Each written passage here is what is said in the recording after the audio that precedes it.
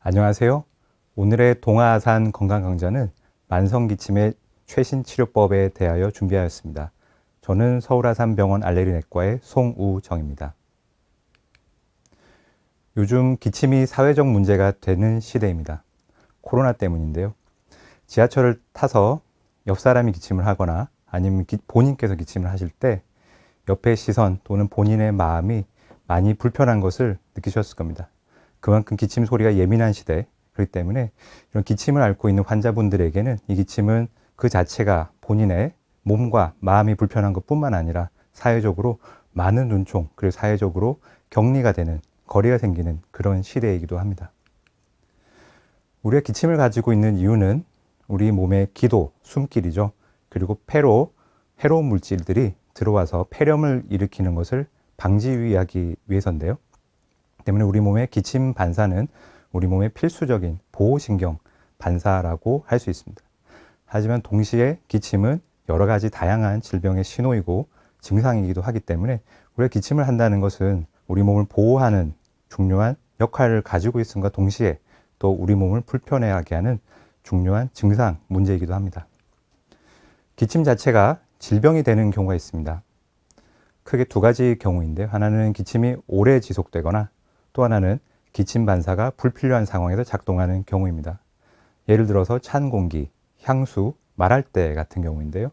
앞서 말씀드린 것처럼 우리 몸의 기침 반사는 본질적으로는 해로운 물질이 폐로 들어오는 것을 막기 위해서 존재하지만 찬 공기가 들어올 때 우리 몸의 기침 반사가 작동할 이유는 없을 겁니다. 그렇다면 그때 발생하는 기침 반사, 특히 환자분들이 많은 이런 경험을 하셨을 텐데요. 그런 경우는 우리가 필요 없는데 기침을 하는 경우이기 때문에 이 자체가 질병이 된다, 이렇게 말씀드릴 수가 있겠습니다. 그렇다면 먼저 기침이 얼마나 오래 지속되면 비정상적일까? 이런 질문을 먼저 던져볼 수 있을 겁니다. 성인의 경우에 기침은 지속기간에 따라서 다음과 같이 분류를 합니다. 3주 이내의 기침을 급성기침, 그리고 3주에서 8주 사이의 기침을 아급성 기침, 그리고 8주 이상 지속된 기침을 만성기침이라고 구분하는데요. 그 이유는 급성기침은 자연적으로 호전되는 경우가 흔하기 때문이고요. 두 번째, 만성기침은 검사와 치료를 하지 않으면 저절로 좋아지는 경우가 드물기 때문입니다.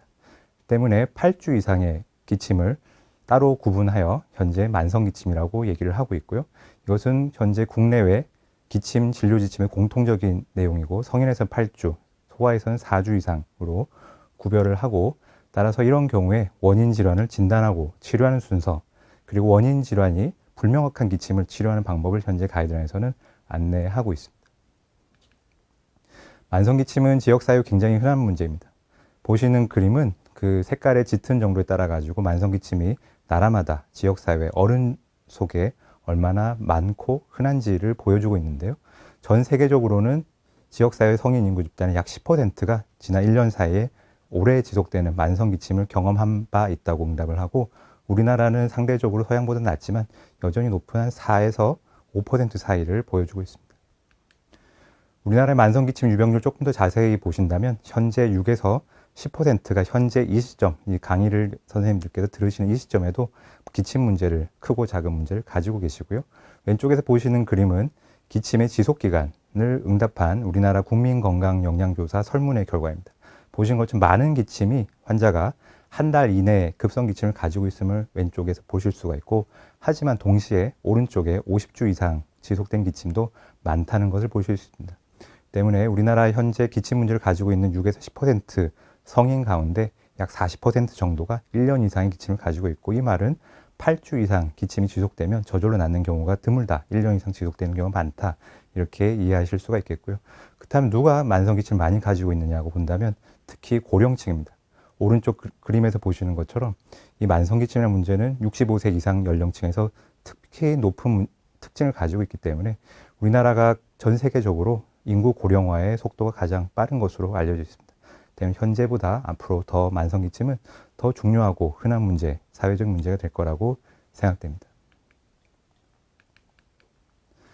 그 만성기침 환자의 기침 특성을 우리가 살펴본다면 이 환자분들의 기침은 대부분의 경우에서는 사소한 환경자극, 일상적 상황에서 기침이 유발된다는 점입니다.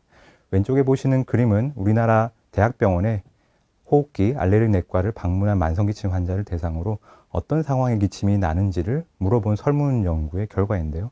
보시는 것처럼 대부분의 환자가 찬 공기, 건조한 공기 또는 사소한 먼지 또는 말을 하거나 또는 향수 이런 자극에 기침이 난다고 응답을 합니다. 그리고 환자마다 좀 다르지만 보통은 3가지 이상의 자극에 다양한 자극에 기침을 하는데요. 이 말은 이 환자분들이 겪고 있는 만성기침의 문제가 우리가 폐를 보호하기 위해서 가지고 있는 본질적인 보호 기능과는 무관하게 사소한 자극에 불필요하게 기침 반사가 예민하게 작동하고 있다는 것을 우리가 알 수가 있고요. 또 이 환자분들이 공통적으로 가지고 있는 동반된 문제는 목의 가려움 증상입니다. 아마도 강의를 들으시는 선생님들께서도 기침을 오래 앓으셨다면 기침이 나기 전에 목에서 간질간질 하는 그런 신호를 아마도 많이 느끼셨을 겁니다. 그리고 이러한 기침의 특징은 우리가 아무리 참으려 해도 참을 수가 없습니다. 지금은 조금 시간이 지났지만 영화 10월에라고 아마도 많은 분들께서 보셨을 겁니다. 그 영화를 보면 그 배우 전지현 씨의 이런 대사가 나옵니다. 사람에게는 숨길 수 없는 게 3가지가 있는데 기침과 가난과 사랑이라고 합니다. 숨길수록 더 드러나기만 한다고 하는데요. 이것은 그 옛날 이스라엘 민족의 하나의 그 오래된 그 문구라고 합니다. 이 말은 우리의 기침 환자분들이 겪는 문제를 보여주고 있는데 우리 기침이 날 때 아무리 내가 억제를 하려고 해도 잘 억제가 되지 않는 그런 기침 반사의 특징을 보여주고 있다. 이렇게 얘기 드릴 수가 있겠습니다. 만성기침을 과거에는 어떤 원인 질환의 증상으로만 단순하게 우리가 봤지만 현재는 이런 만성기침이 불필요한 상황에서 기침이 유발되는 문제의 특징이 공통적으로 보고 따라서 과민성 기침이 만성기침의 가장 중요한 특징이라고 보고 있습니다. 그렇다면 만성기침 어떤 우리 주변의 사례와 비유를 해본다면 아마도 오작동하는 화재 경보기와 같다 이렇게 할 수 있겠습니다. 그 말은 기침도 그리고 화재 경보기도 뭔가 위험한 상황이 오는 것을 알려주는 보호장치인데 이 고장이 나게 되면 이게 울리지 않아도 되는 상황에서 화재 경보기가 울리고 또 기침이 나지 않아도 되는 상황에서 기침이 난다는 것이죠. 때문에 현재는 만성기침을 과민성 기침으로 보고 따라서 만성기침의 치료 목표도 기침 반사를 정상화하는 데 있다고 말씀드릴 수가 있습니다. 네, 그 다음에는 만성기침의 주요 원인 질환은 무엇일까를 살펴보겠습니다. 왼쪽에서 보시는 그림은 우리 몸의 해부학적 구조를 보여주고 있고 그리고 그 우리 몸의 기침신경 반사 회로의 주행 경로에 인접한 만성질환을 붉은색 점으로 보여주고 있습니다. 우리 몸의 기침 반사는 뇌신경 10번째 미주신경이라는 신경으로 매개되고 있는데요. 이 신경이 지나가는 경로에 인접한 위치에 질환이 생기게 되면 그 신경을 자극하겠죠. 대표적인 곳은 목, 그리고 기관지, 그리고 위식도 접합부입니다.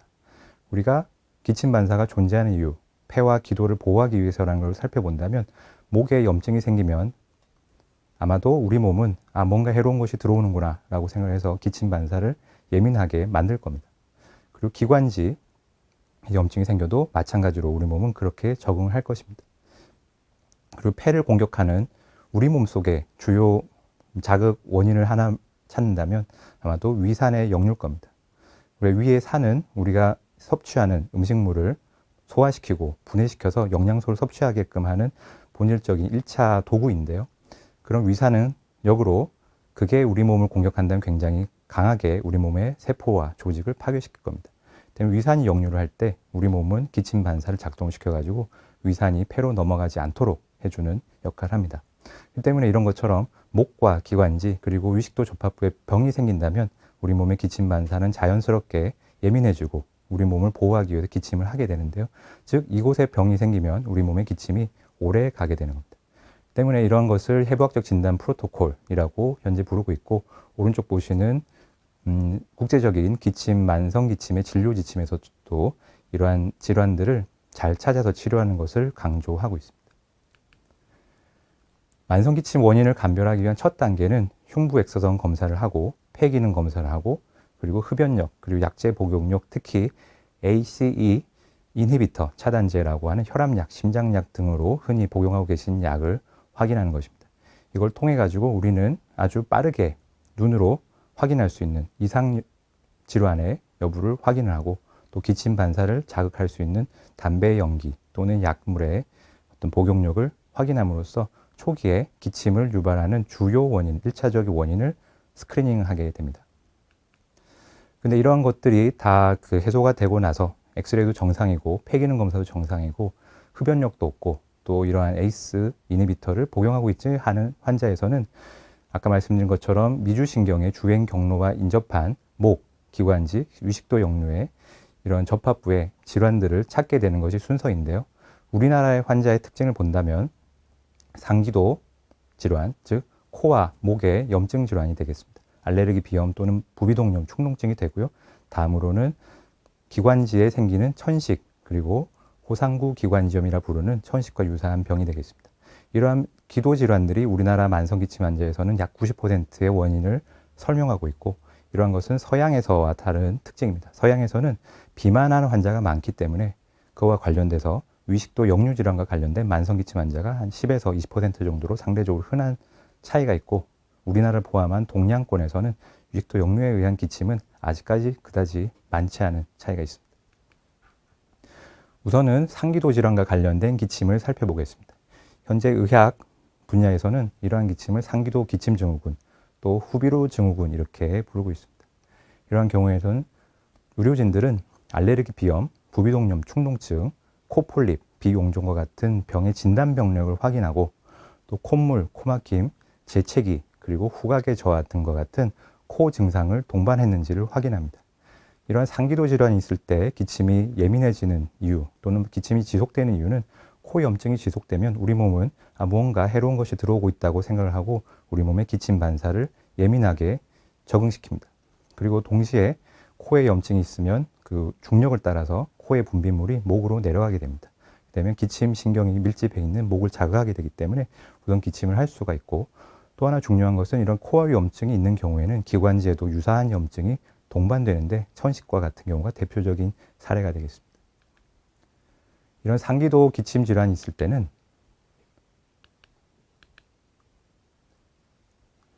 상기도 질환과 관련된 기침의 진단과 치료를 말씀드리겠습니다. 우선 진단은 크게 그 코의 엑스레이 파라네이잘 사이너스 PNS 뷰라고 하는 엑스선 검사를 통해 가지고 우리 부비동에 얼굴뼈의 부비동이라고 하는 공간이 있는데 여기에 부비동염 또는 축농증의 증거가 있는지를 확인하는 것이고, 두 번째는 코 내시경 검사를 함으로써 코 속에 화농성 분비물 또는 후비로 같은 분비물의 양과 특성을 확인하게 됩니다. 이 과정을 통해 가지고 진단을 내리게 되면 진단에 따라서 조금씩 다른 약으로 치료를 하게 됩니다. 알레르기 비염이 확인된 환자는 항히스타민제, 그리고 만성 부비동염, 축농증이 확인된 환자의 경우는 스테로이드 스프레이를 주로 사용하게 됩니다. 그리고 이러한 병의 중증도 그리고 동반된 특징에 따라 가지고 먹는 스테로이드제, 그리고 비충혈 완화제라고 하는 코 점막을 축소시켜서 코막힘을 해결해 주는 약, 또는 때로는 항생제를 사용하게 되고요. 이런 약을 쓰고 나서 2에서 4주를 후에 기침이 좋아졌는지를 확인을 하고 그 다음에 이 약을 계속 쓸지 또는 기침의 다른 원인을 고려할지를 결정하게 됩니다. 네, 다음은 기침으로 나타나는 천식에 대해서 살펴보겠습니다. 우리나라 환자에서는 천식으로 인한 기침이 만성기침의 두 번째 중요한 원인 질환인데요. 보통 천식이라고 우리가 얘기를 한다면 숨이 차고 쌕쌕거리는 그런 천식을 많이 들어보셨을 겁니다. 저는 환자분들께 우리 몸에는 두 종류의 천식이 있다고 말씀드립니다. 하나는 숨이 차고 쌕쌕거리고 또 기침가래가 나는 전형적인 천식이 있고, 이런 경우는 그림에서 보시는 것처럼 기관지가 부어서 좁아져서 이렇게 숨이 공기가 통하는 길이 많이 막혀 있는 그런 경우를 말합니다. 이런 경우가 전형적인 천식에 해당되고요. 하지만 천식이 심하지 않을 때는 기침과 가래로 나타나는 천식이 있는데 이런 것을 기침형 천식이라고 부르고 있고, 이러한 두 가지 천식이 있다고 말씀드립니다. 이러한 기침의 천식의 특징을 간략히 살펴본다면 비교적 경증 천식인 경우가 많고 나이는 어릴 때가 아니라 30대 이후에 호발합니다. 흔히 우리가 하는 흉부 엑서선 검사, 폐기능 검사, 그리고 청진 등의 소견에서는 정상을 보이기 때문에 이러한 기침형 천식은 이러한 기본 검사와 진찰만으로 확인이 어렵고 진단을 놓치지 않기 위해서는 천식 검사가 필요한 경우가 대부분입니다. 이러한 경우는 치료약제, 천식약의 효과가 아주 확립되어 있기 때문에 만성기침 환자, 특히 우리나라 환자에서는 천식 검사가 진료에 굉장히 권장이 되고 있습니다. 우리의 기침의 여러 가지 특징을 볼 때 증상만 가지고 이 기침이 천식 때문인지를 구별하기는 사실상 쉽지는 않지만, 그래도 진료실에서 본다면 기침형 천식을 가진 환자분들은 밤에 주무시다가 기침이 나서 깨는 경우가 많이 있습니다. 그렇기 때문에 이런 특징을 가지고 우리가 천식 검사를 조기에 하는 경우도 도움이 되겠습니다. 기침형 천식을 진단하기 위한 검사로는 다음 보시는 것처럼 크게 5가지 검사가 현재 활용할 수가 있고요. 기본 폐기능 검사를 한 다음에 폐 기능이 떨어져 있는 저하된 폐쇄성 소견이 보이는 경우에는 기관지 확장제 반응 검사를 통해 가지고 천식이 있는지 확인하는 경우도 있지만, 대부분의 만성기침 환자분들은 폐 기능이 대부분 정상 범위에 있습니다. 그렇기 때문에 메타콜린 기관지 유발 시험을 통해서 기관지가 과민한지 확인하거나, 또는 객담 호상구, 혈액 호산구, 그리고 호기 산화 질소 검사와 같은 기관지 염증을 측정하는 검사를 통해 가지고 이런 숨어 있는 천식의 증거를 찾아내는 노력을 하게 됩니다. 그 중에서도 오늘 설명드릴 내용은 호기산화질소 검사라는 것입니다. 호기산화질소 검사는 우리가 내쉬는 숨 공기 속에 알레르기 염증의 정도를 측정합니다. 우리 몸에는 상피세포가 있고, 상피세포는 알레르기 염증이 있을 때는 산화질소라는 것을 많이 만들어냅니다. 그렇기 때문에 알레르기 염증이 있는 분들은 숨 속에 이런 산화질소가 많이 나오게 됩니다. 이런 것을 측정하는 것을 활용한 이런 원리를 가지고 있는 검사인데요. 아주 간단하고 비교적 쉽고, 그리고 검사를 하게 되면 그날 바로 결과를 확인 가능하기 때문에 다른 검사들보다 상대적으로 진료에 활용하기 아주 좋은 장점을 가지고 있습니다. 우리나라 환자에서는 이 호기산화질소의 결과가 25에서 30 이상인 경우에 천식 치료에 반응할 확률이 한 90% 이상으로 보고 진료에 활용을 하고 있습니다. 기침형 천식으로 진단이 되게 되면 그 다음에는 천식 약물을 써가지고 우리 기침을 정상화하는 시도를 하게 됩니다. 즉 기관지 염증을 가라앉히고, 기관지가 예민하거나 좁아진 경우에는 기관지 확장제를 같이 병행하는 그런 치료를 하는 건데요. 크게 보면 흡입 스테로이드제, 그리고 흡입 기관지 확장제, 그리고 경구 스테로이드제, 경구 항류코트레인제 등입니다. 그 중에서도 가장 우리가 대표적으로 활용하는 기침형 천식의 치료 약제는 흡입 스테로이드제, 그리고 기관지 확장제입니다. 이 치료도 마찬가지로 우리가 하게 되면 2주에서 4주 정도가 지나면 이 환자분의 기침이 천식 때문인지를 우리가 판단을 할 수 있기 때문에 2에서 4주 정도 치료를 한 다음에 치료의 지속 여부를 결정하고 다른 기침의 원인을 고려할지를 결정해야 됩니다. 그리고 그 건강 정보를 보시다 보면 호산구 기관지염이라고 하는 조금 모호한 단어가 나옵니다. 이 병은 기관지 염증이 천식과 유사하지만 천식과 달리 폐 기능의 이상 또는 기관지 과민성이 없는 차이가 있는 그런 병입니다. 요즘 천식과 유사한 진단 검사를 도구를 활용해 가지고 우리가 진단을 확인하게 되어 있고요. 그렇기 때문에 호기산화질소 검사라든지 객담 호상구 검사에서 이상 소견이 확인이 되고, 반면에 폐 기능 검사나 메타콜린 기관지 유발 시험에서는 정상 소견을 확인되는 경우를 천식과 달리 호상구 기관지염이라고 우리가 구분해서 진단을 하게 됩니다. 하지만 치료는 천식과 유사하게 흡입 스테로이드를 쓴다는 것도 참고할 만 하겠습니다. 그 다음으로는 위식도 역류와 관련된 기침입니다. 세계적으로는 3대 만성기침의 원인 질환으로 우리가 간주를 하고 있고, 한국인과 아시아인에서는 상대적으로 드물지만, 그렇지만 고령층, 그리고 과체중, 그리고 비만이 있는 분에서는 위식도 역류와 관련된 기침이 많기 때문에 앞으로 점점 더 중요도는 높아질 것으로 예상이 되는 원인입니다. 위식도 역류와 관련된 기침도 증상만 가지고 우리가 환자분의 기침이 역류 때문입니다 라고 말할 수 있는 경우는 드뭅니다. 하지만 위식도 역류와 관련된 기침 환자일수록 식사 직후에 우리의 식도의 관략근이 열릴 때 역류가 올라오기 때문에 그때 기침이 악화되는 경향이 반복적으로 관찰이 되기 때문에 이러한 증상을 병원을 찾을 때 또는 치료를 할 때 고려할 필요가 있겠습니다. 위식도 역류와 관련된 기침은 진단검사를 실제로는 잘 활용하고 있지 않습니다. 그 이유는 위식도 내시경 검사에서 이런 역류는 눈으로 보이는 염증과 크게 관련이 없는 경우가 많기 때문입니다. 즉 눈으로 보이는 경우는 내시경상으로는 정상이지만 보이지 않는 역류가 진행되고 있는 경우가 많아서 내시경 검사가 정상이라고 해서 위식도 역류에 의한 기침이 아니라고 말을 할 수 없는 특징이 있고요.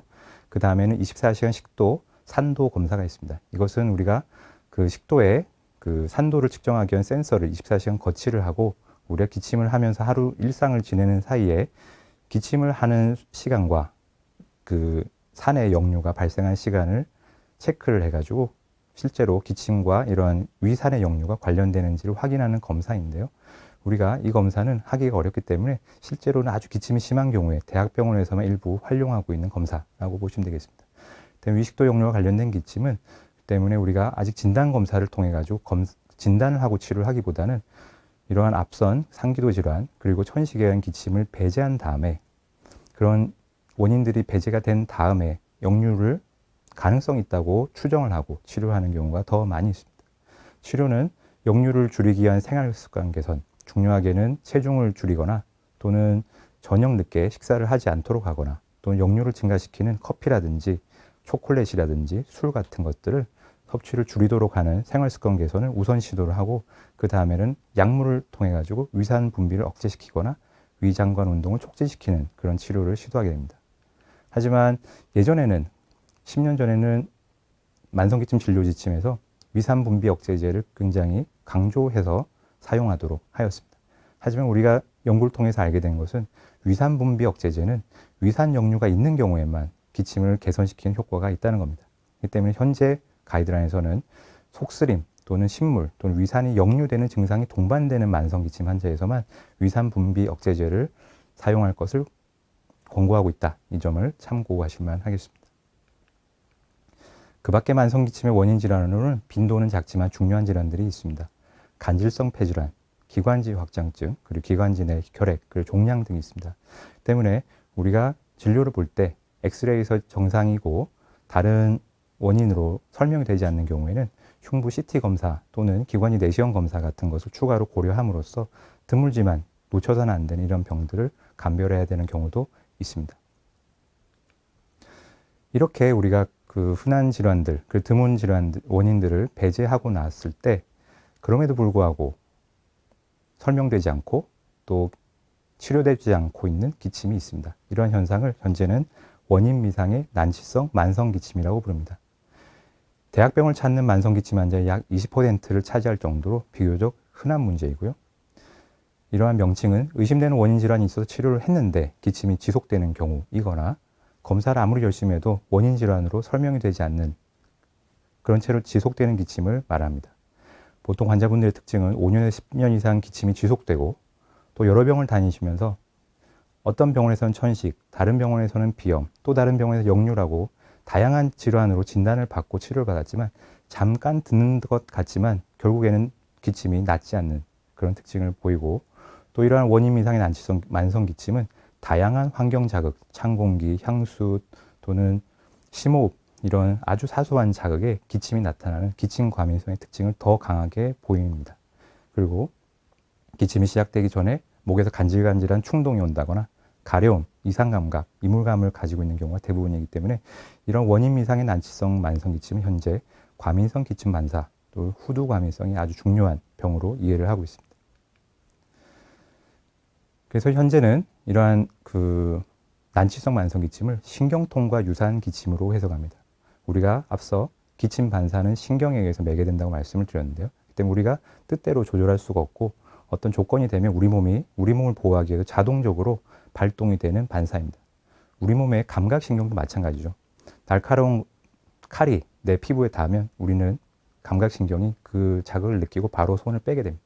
그것처럼 우리 몸의 기침 반사와 감각신경의 통증은 굉장히 유사한 특징을 가지고 있고 그렇기 때문에 원인이 없는데 지속되는 통증 그리고 원인이 없는데 지속되는 기침은 비슷한 병태 생리를 가지고 있다고 보고 이러한 난치성 만성기침은 신경통과 같은 기침이라고 저는 환자분들께 설명을 드리고 있습니다.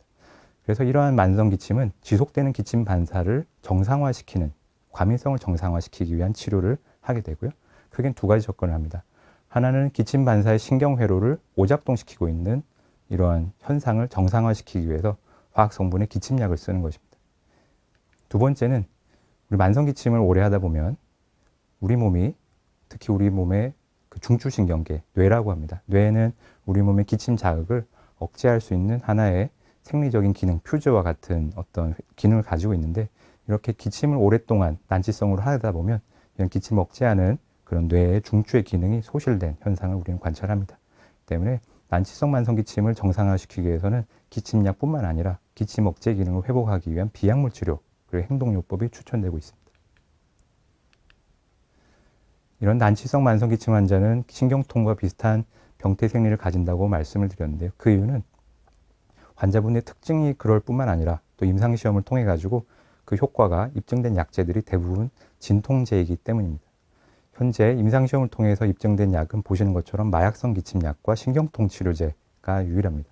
마약성 기침약은 우리나라에서는 코데인을 기반을 해서 많은 약들이 현재 나와 있고요.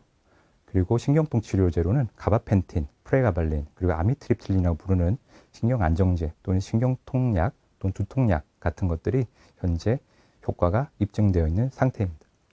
하나씩 살펴보시면 우선 마약성 기침약입니다. 현재 난치성 기침에서 가장 대표적인 약은 우리나라는 코데인인데, 코데인은 우리 몸에 들어가게 되면 간의 세포에서 몰핀으로 대사가 됩니다. 몰핀이 이제 영국에서는 임상시험이 되었는데, 보시는 임상시험의 결과는 27명의 난치성 만성기침 환자를 모집을 해서 저용량의 모르핀 서방형을 4주 동안 투약을 하고, 또 대조군으로는 위약을, 가짜약을 투여를 해가지고 기침에 관련된 삶의 질이 얼마나 좋아졌는지, 그리고 기침의 중증도가 개선이 되었는지를 본 연구입니다.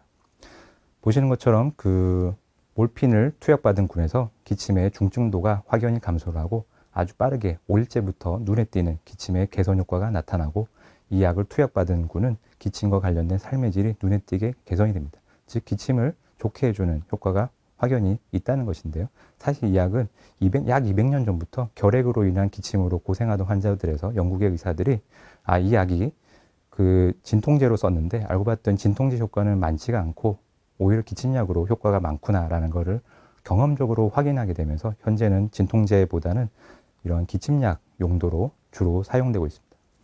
이런 코데인은 그 모르핀은 우리 몸에 그 모르핀은 마약성 약제 가운데 이런 마약 성분의 강도가 강하기 때문에 모르핀은 우리나라에서는 암의 통증과 관련된 경우에만 주로 처방이 되고 있고, 그런 아편양 약제 가운데 가장 그 마약 성분이 약한 코데인이 우리나라에서는 기침약으로 현재 널리 사용이 되고 있습니다. 이런 코데인은 우리가 이 약을 가지고 약국에 이제 처방전을 받으러 가시게 되면 이 약이 마약 성분이라고 안내를 받고, 그렇기 때문에 때로는 이 약에 대해서 굉장히 거부감을 가지거나 이게 뭔가 중독되거나 뭔가 마약에 의한 이런 그 환각 이런 것들 문제를 걱정하는 경우가 많이 있습니다. 하지만 저희가 오랫동안 이 약을 경험한 바로는 대부분의 경우에 그런 마약과 관련된 문제는 발생하지 않습니다. 굉장히 약한 마약에 속하기 때문에 저는 환자분들께 이 약은 마약이기 때문에 드리는 것이 아니고, 이 약의 기침을 개선시키는 성분이 입증이 되어 있고 굉장히 약한 마약인데, 마약에서 기원을 했기 때문에 이 약은 약국에 가시면 마약으로 설명을 들으신다, 이렇게 말씀을 드리고요. 대표적인 부작용은 변비와 약간 졸림입니다. 그렇기 때문에 이 약을 쓸 때는 변비에 대해서 주의할 필요는 있습니다. 그리고 저희가 장기적으로 5년, 10년 이상 지속되는 기침 환자분들 치료하기 위한 목적으로 코데인 약을 많이 쓰지만 아직까지는 크게 심각한 문제를 경험하지 못합니다. 하지만 이 약이 기원이 마약에서 왔기 때문에 장기적으로 우리가 써도 되느냐는 부분에서는 진료실에서 볼 때는 큰 문제가 없다 하더라도 우리 안전성에 대한 불확실성은 존재하는 것이 사실이고, 그리고 난치성 기침 환자 가운데 이런 코데인에 관련된 약으로 기침이 효과적으로 조절되는 경우는 약 40% 정도에 불과합니다. 그렇기 때문에 이 약은 이런 성분의 이런 기원, 그리고 이런 약의 효과가 듣는 환자분들 비율이 우리가 아직 이 진료 현장에서 모든 만성 기침을 해결할 수 있는 약이라고 말씀드릴 수 없는 그런 한계가 있습니다. 그 다음으로는 가바펜틴, 프레가발린과 같은 신경통 약입니다. 호주에서 2편의 임상시험이 시행된 바가 있고, 공통적으로 이 두 치료 모두 주관적인 기침 증상 점수, 그리고 기침과 관련된 삶의 질을 유의하게 가짜약에 비해 가지고 개선시킨 효과가 입증되어 있습니다. 저도 이 약에 크게 좋은 인상을 받고 진료실에서 경우에 따라 써보고 있는데요. 하지만 이런 신경통 약들은 중추신경계의 부작용이 빈번합니다. 어지럽고 시야장애, 의식장애 또는 메스껍고 또 굉장히 강한 피로감을 호소하는 분들이 많기 때문에 이러한 신경통 약들은 우리가 코데인에 듣지 않는 경우에 제한적으로 사용을 하고 있지만 여전히 아주 만족스러운 치료 효과를 보이고 있지는 않다. 그리고 부작용이 빈번하다. 때문에 기침약이 아직은 많은 한계가 있다. 이런 설명을 드리고 싶습니다. 이상의 약제에 듣지 않는 난치성 기침도 저는 많이 봅니다. 이런 경우는 기침의 특성에 따라 가지고 매크로라이드라고 하는 항생제 치료를 시도해 보는 경우도 있고, 하지만 중요한 것은 비약물적 치료, 행동요법을 병행하는 것이라고 생각합니다. 비약물적 치료, 행동요법이라고 부르는 것은 영국, 호주, 캐나다, 미국 등 일부 국가에서는 기침 환자 맞춤으로 음성 병리 치료 또는 음성 언어 치료라는 것이 프로그램으로 개발이 되어서 현재 널리 시행되기 시작하였고요. 이러한 치료는 아직 우리나라에서는 정식으로 도입되어 있지는 않습니다. 하지만 이러한 치료의 원칙은 우리가 기침을 조절하는 법을 익히는 것입니다. 그래서 이러한 치료의 우리의 원칙을 조금 저희가 차용을 해가지고 진료실의 간단한 행동요법으로 환자분들께 저희가 도움을 드리고 있습니다. 우선 첫 번째 단계는 환자분들이 하시는 기침의 원인을 우리가 배제를 한 다음에, 그리고 기침의 특성을 확인한 다음에 환자분의 기침이 정작 우리는 필요한 기침 반사가 아니고 불필요한 상황에서 발동되는 과민성 기침이라는 것을 우리가 공유하는 것이고, 그리고 반복되는 기침이라는 것이 악영향을 준다는 것을 교육합니다. 즉 기침이 기침을 유발하는 악순환을 돈다는 것을 말씀을 드리고, 따라서 기침을 억제하는 것이 장기적으로는 우리가 기침으로 자유로워지는데 아주 중요한 첫 단계라고 말씀드립니다. 그 다음으로는 기침을 줄이기 위한 생활요법, 그리고 목 위생에 대해서 설명을 드립니다. 우선 기침과 기침의 악순환에 대해서 말씀을 드리면요. 우리 피부가 가려울 때 가려운 피부를 반복해서 긁게 되면 처음에 가렵게 피부를 만들었던 원인이 없어진 다음에도 긁은 것 때문에 피부의 염증은 악순환이 되고 만성화가 됩니다. 마찬가지로 기침도 기침을 유발한 원인이 지나간 다음에 기침을 계속하게 되면 기침으로 인해서 목 점막에 충격이 반복이 되고, 따라서 기침 과민성은 더 강화되고 악순환이 됩니다. 따라서 우리 피부염이 있을 때 긁지 않는 것이 중요하다고 말씀을 드리지 않습니까? 마찬가지로 기침을 오래 할 때는 기침을 우리가 덜 하는 것이, 목에서 자극이 오더라도, 목이 간질간질한 신호가 오더라도 기침을 가능한 하지 않도록 하는 것이 장기적으로 우리가 이 병을 컨트롤하고 완치되는데 아주 중요한 첫 단계라고 저는 말씀을 드립니다. 그렇다면 기침을 줄이기 위한 행동요법으로는 무엇가 있을까요? 첫 번째 단계는 기침 유발 자극이 무엇인지를 환자분들과 제가 정리를 해보는 것입니다. 어떤 분은 찬 공기라고 말씀을 하고, 어떤 분은 찬 공기에는 문제는 없는데 매운 음식이라고 얘기를 하십니다. 그래서 이것들을 우리가 미리 정리를 하고 파악을 함으로써 그런 상황이 안 생기도록, 또는 그런 상황이 될 때 기침이 시작이 될 확률이 높기 때문에 그때 우리가 이러한 행동요법을 준비하도록 미리 공유를 합니다. 목에서 기침 충동이 시작될 때 그때 도움이 되는 방법은 우선 물을 마시거나, 다른 물을 항상 휴대하는 것이 도움이 될 수 있고요. 또 침을 꿀꺽 삼키거나, 또는 준비해 계셨던 사탕을 입에 넣는 방법이 사용됩니다. 그리고 다른 곳으로 신경을 분산시키는 그런 노력을 함으로써 목에서 간질간질한 기침 충동이 기침으로 넘어가는 것을 우리가 조금 줄일 수가 있습니다. 그리고 이런 난치성 기침 환자분들의 경우는 목의 후두 근육이 굉장히 긴장해 있고 스트레스를 많이 받는 상태로 우리가 많이 관찰합니다. 따라서 평소에 호흡을 할 때 목으로 호흡을 하고 목으로 발성을 하기보다는 코로 호흡을 하고, 또는 복식 호흡을 해가지고 우리가 후두 근육에 가는 긴장을 줄이도록 하는 것이 도움이 된다고 설명을 드립니다. 그 다음은 목 위생입니다. 목 위생은 우리가 목을 자극하는, 또는 목을 건조하게 하는, 예민하게 하는 그런 자극들을 피하는 것입니다. 우선 중요한 것은 카페인, 알코올 섭취를 줄이는 것입니다. 다음으로는 물을 자주 마셔서 목을 촉촉하게 해주고, 또 가습기를 사용하는 것도 도움이 될 수 있습니다. 그리고 마지막으로는 우리가 목에 여러 가지 분비물들이, 코에서 넘어온 분비물 또는 공기 중으로 들어온 그런 노폐물들이 목에 고여 있게 됩니다. 그런 것들을 아침 저녁으로 가글을 해서 목을 청결하게 해주는데, 우리가 보통 가글을 한다고 얘기를 하면 어떤 약으로 된 가글을 쓰거나 또는 소금물을 생각하지만, 우리가 목에 어떤 세균 감염증이 생겼을 때는 그런 가글들이 도움이 되지만, 이런 기침을 오랫동안 하셨던 난치성 기침의 환자 경우는 그러한 약이나 소금물 가글은 목을 오히려 건조하게 만들기 때문에 이 상황을 개선시킬 수가 없습니다. 따라서 맹물로 가글을 하는 것을 추천드리고 있습니다. 이런 행동요법의 장점은 우리가 꾸준히 한 달 동안 이거를 아침 저녁으로 노력을 해보고 하면 실제적으로 기침 횟수가 전반적으로 감소하고, 임상시험을 통해서 확인한 결과로는 한 절반 가까이 기침 횟수가 줄어듭니다. 그리고 기침으로 인한 삶의 질도 점차적으로 개선이 되고, 이러한 것은 약물 치료와 달리 생활 습관이 되기 때문에 우리가 치료를 중단한다고 생각한 다음에도 이러한 효과는 유지되는 장점이 있고 부작용이 없기 때문에 굉장히 강력하게 추천을 드리고 있습니다. 그렇지만 이러한 치료를 모두 동원하더라도 아직까지 제 진료실을 찾는 많은 환자분들께서는 기침이 완전히 조절이 되고 있지 않은 그런 문제를 저희가 같이 경험을 하고 아직까지 해결책을 찾기 위해서 노력을 하고 있습니다.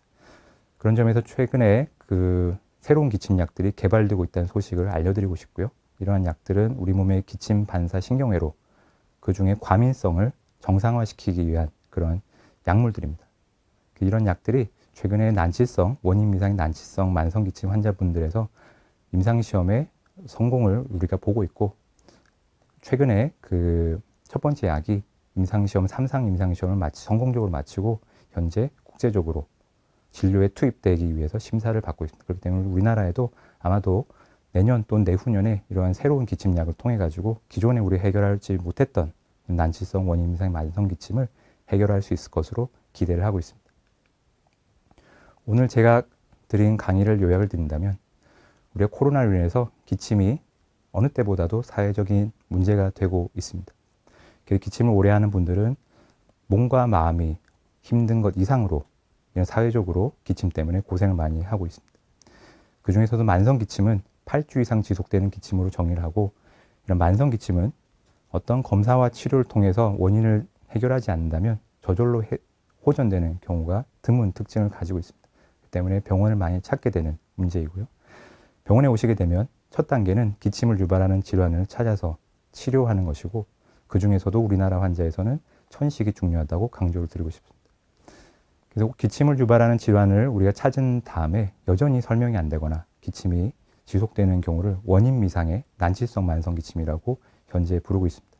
이러한 경우에는 기침 과민성을 정상화하기 위한 치료를 현재 시도를 하고 있고, 그 중에서는 코데인과 같은 약물 치료 그리고 행동요법들이 병행함으로써 이런 기침을 우리가 조절하기 위해서 노력을 하고 있고, 많은 경우에선 효과적이지만 아직까지 이런 치료로도 해결되지 않는 기침을 많이 봅니다. 그렇기 때문에 신약 개발이 활발하게 이루어지고 있는 단계라고 말씀드리고, 이런 신약 개발이 최근에 좋은 성적을 많이 보이고 있기 때문에 앞으로 기침 치료는 많이 개선되고 발전할 것으로 기대합니다. 네, 이상의 강의를 들어주셔서 감사드립니다.